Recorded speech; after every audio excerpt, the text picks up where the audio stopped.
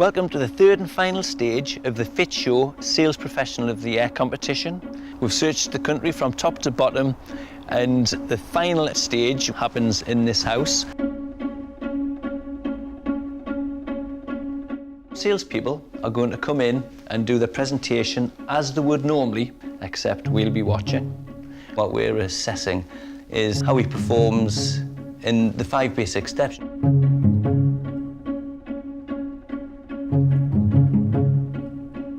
The first step is to do a fact find and find out what you want. The next step is to design and give you the choices so that you can pick exactly what you want. Then, of course, show you the product and match the product to what was uncovered in the fact find, what problems you're looking to solve.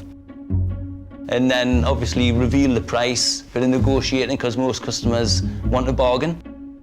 And then, of course, do a deal on it. First step is fact find, finding out what you want, why you want it, when you want it, how long you plan to stay here. I could have gone to town on why I wanted it, because I get so cold, and that didn't come up at all. Are you open to suggestions, or have you got specific ideas at this stage? They found out why I was changing. Yeah. You got the cold, you got the condensation. They did, yeah. Yeah. Have you got any ideas? What do you require? Did you feel as if you got it all off your chest, what you wanted and why? Yeah, I didn't. Yeah. Yeah, about being cold, really, and.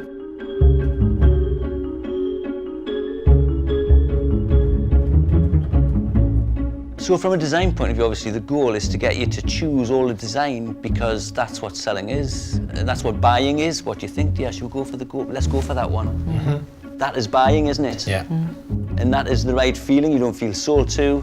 Yeah. Because people love to buy, they just hate being sold to. You can do one of two things, depends on which option you go for. You can put new timber liners all the way around, which can be put back virtually as they are now. So you wouldn't actually think that you've changed your windows. The only thing is they're not going to be drafty. He gave you a lot of options, didn't he? He did, yeah. But you have got an option of opening that window as there. Right. So we'll Yes. talk about that after, once we get to have a look at what we're looking at. I noticed he was actually, to a degree, leading you and saying, I wouldn't do that, I would do this, which is quite unusual in selling. Normally you say to a customer, here are your options, here's the advantages of both, but what are your thoughts? If you put that on there, it just wouldn't look as nice as what it is on the timber looking window. Yeah, I see what you mean. But to me, with the period property that you've got, if I was doing it, but I'm not, it's not my house, I would probably go for something like that, or maybe go for something in the range of that. And let you decide, whereas he was, I wouldn't go for that. He's quite pushy in his design. I don't know if you felt that, or whether you appreciated the fact that he was giving you his input and his ideas. I did and didn't. Yes, it was a mixture of both. Yeah. Bittersweet. He was, yeah. I noticed with the glass patterns, he's got fantastic samples, which not many have. These are your obscure glass. All right, yeah. So what I always say to people, have a nice pile and a not nice, have a look through and say, ooh, I like that, put it in the light pile. Okay. How did you feel? Because then you were free to actually choose which one you wanted. Right, I'll just get a coin out. I think that suits the house.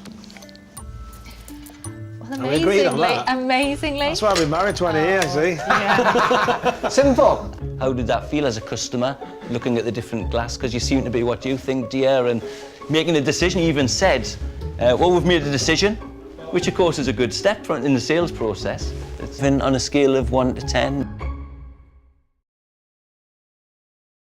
You want to? Yeah. Do you want to sit in the middle? Yeah, why not? Okay, fine. Let me flick through, and these, we do a wide range of products. These are what we call flush casement windows.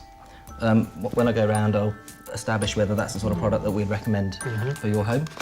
His experienced eye he was spotting things, saying, look, if you did this, that, and t'other. Well, what we would suggest here is we have a restrictor, so the window only opens 6 inches.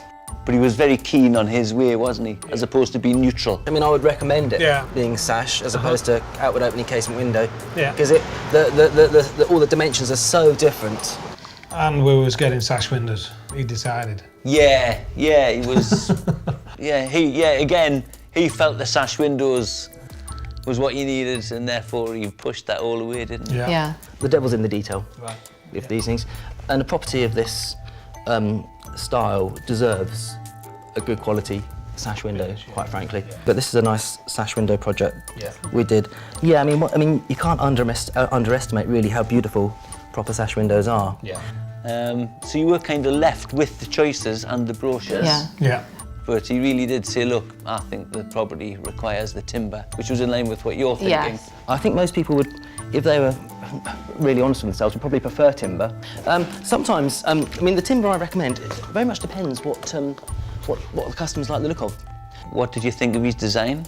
I thought he chose it. So he's broke a golden rule there, dumping his thing on you. But at the same time, another golden rule is all rules are there to be broken if it works. Out of 10? Would you say that you got the final design on every item, the doors, the windows, how it was going to look, the colour of the handles, how the stained glass was going to be, what pattern glass you were going to have with the stained glass? All of the design issues, would you say you were happy and decided on each one?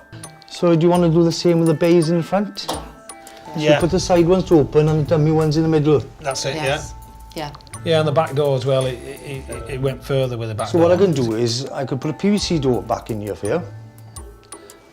You could put like a tilt and turn system here. I see. So yeah.